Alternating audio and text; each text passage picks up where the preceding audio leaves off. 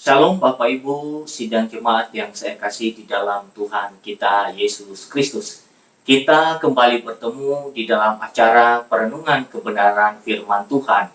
Pada kesempatan ini, saya ajak kita semua untuk membaca bagian firman Tuhan, yaitu 1 Tawarikh pasal 11 ayat 4 sampai ayat yang ke-9.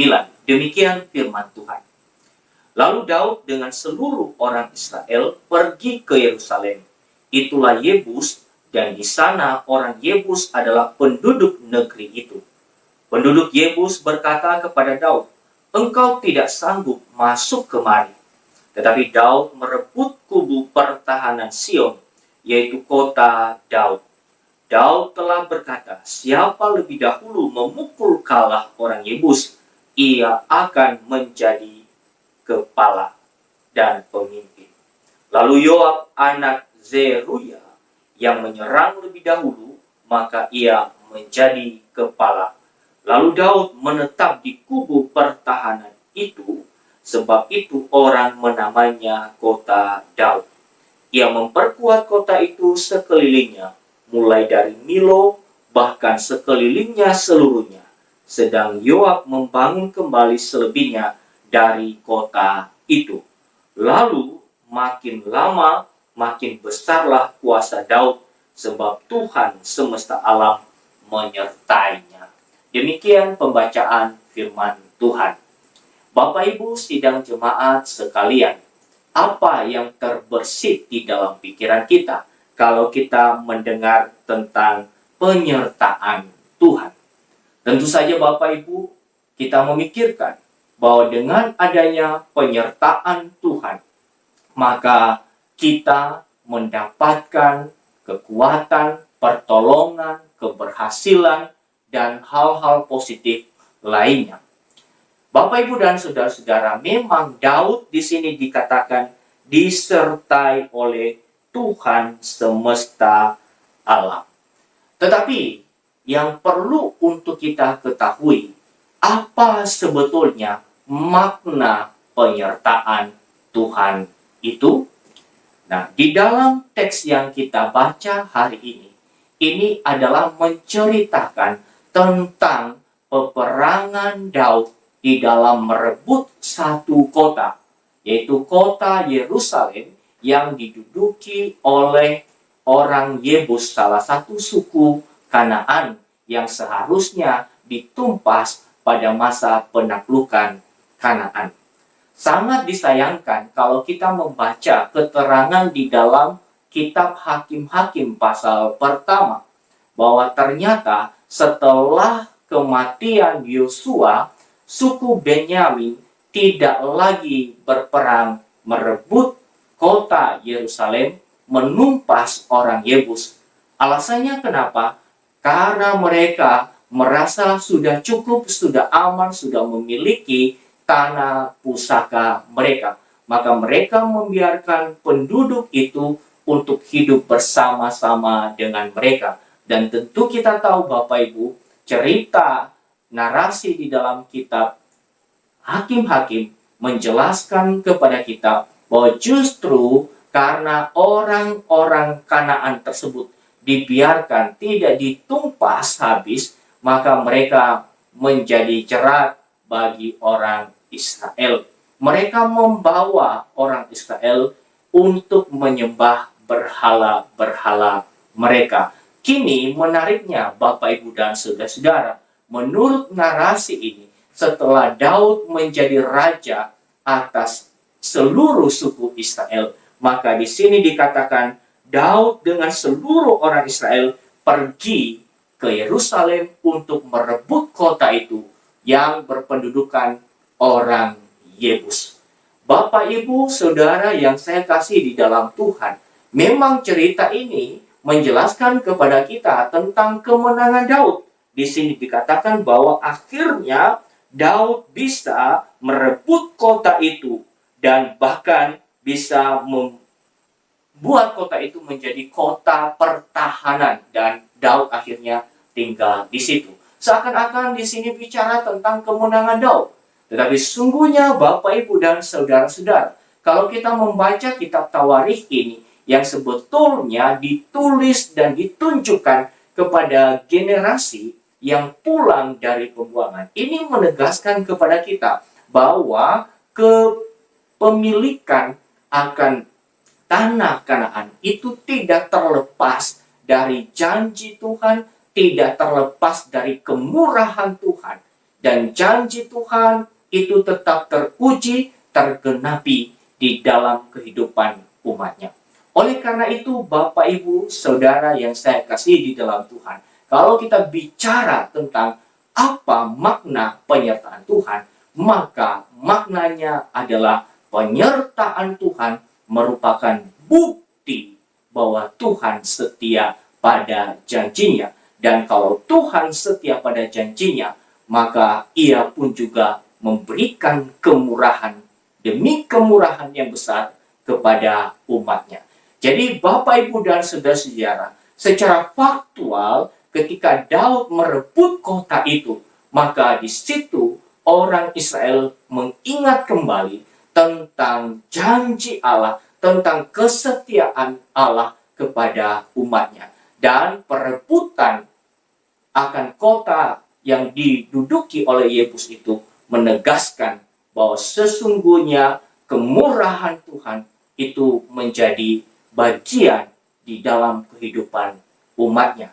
Dan apalagi ketika narasi ini disampaikan ulang kepada mereka yang pulang dari pembuangan, itu juga menjadi bukti kepada mereka bahwa kesetiaan Allah tidak pernah bisa dihentikan oleh kegagalan-kegagalan mereka, termasuk juga kesetiaan Allah tidak pernah digagalkan oleh rentang waktu yang ditempuh, yang dijalani oleh orang Israel yang dibuang ke negeri asing.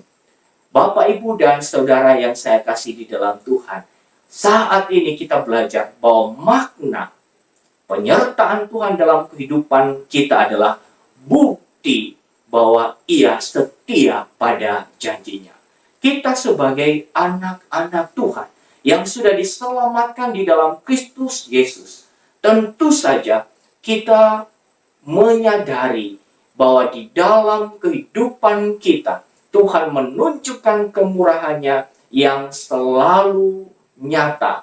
Dan kemurahan-kemurahan itu adalah bukti bahwa Tuhan setia pada janjinya yang menjadikan kita sebagai umatnya, dan Dia adalah Tuhan kita.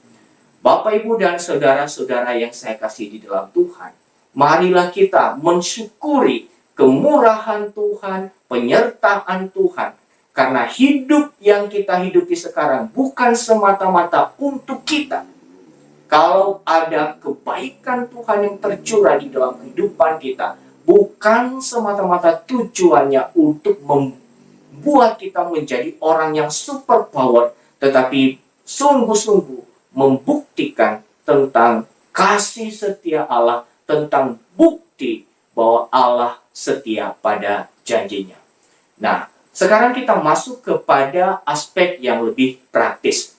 Kita melihat di dalam kitab Tawarikh ini, dan ini mirip dengan apa yang dijelaskan di dalam kitab Samuel.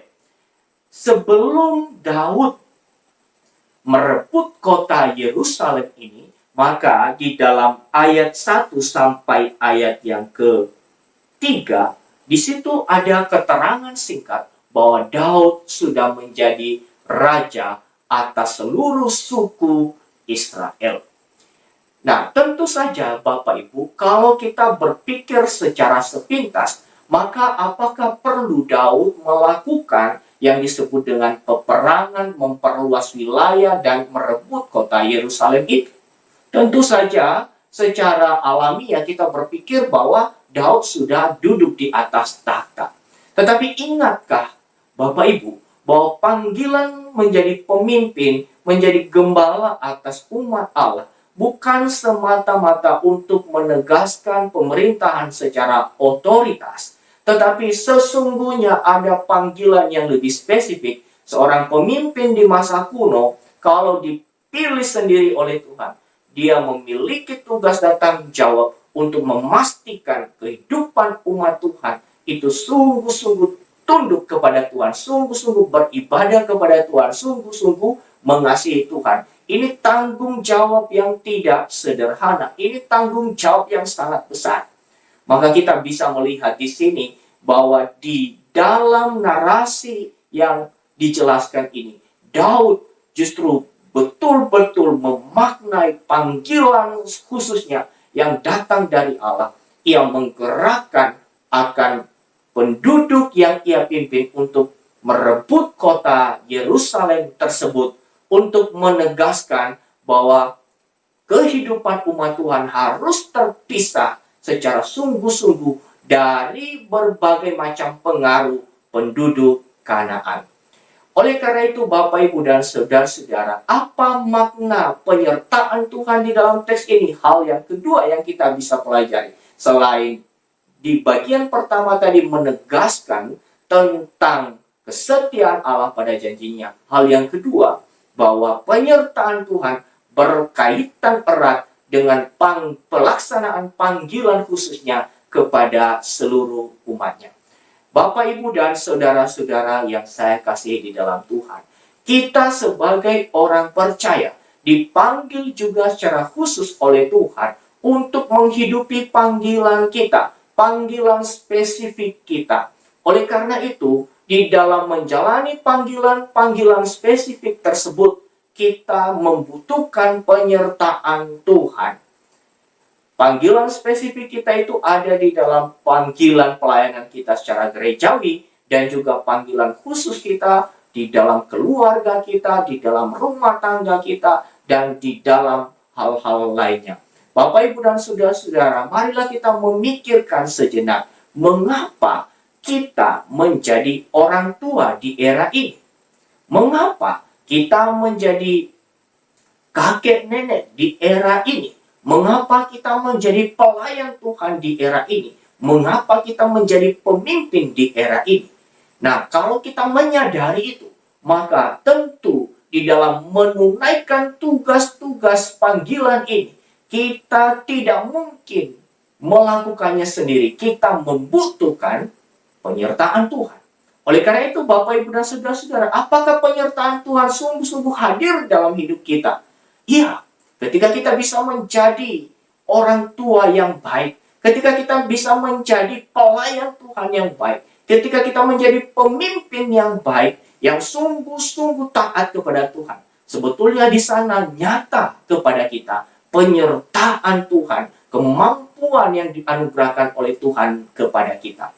Oleh karena itu, Bapak, Ibu, Saudara yang saya kasih di dalam Tuhan, hari ini kita sudah belajar bersama bahwa ada dua hal yang penting yang perlu untuk kita ketahui tentang penyertaan Tuhan. Pertama, bahwa Tuhan menyatakan penyertaannya untuk membuktikan bahwa Ia setia pada janjinya.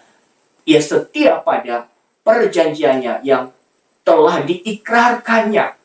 Lalu kita sebagai orang percaya di dalam Kristus Yesus kita menjadi umat Allah. Maka kemurahan Allah itu tercurah dalam kehidupan kita.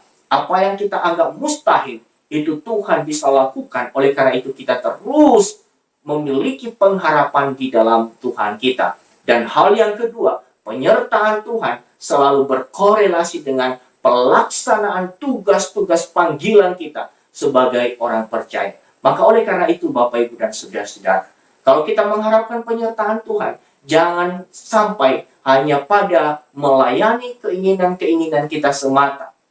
Tetapi marilah kita melihat ini dan memaknainya dengan baik di dalam kehidupan kita. Bapak, Ibu, sidang jemaat sekalian, kita bersyukur karena kita sudah mendengarkan firman Tuhan ini. Dan kiranya melalui firman Tuhan ini, iman kita diteguhkan dan juga kita dikuatkan di dalam menjalani panggilan kita sebagai orang percaya. Tuhan memberkati kita sekalian. Amin.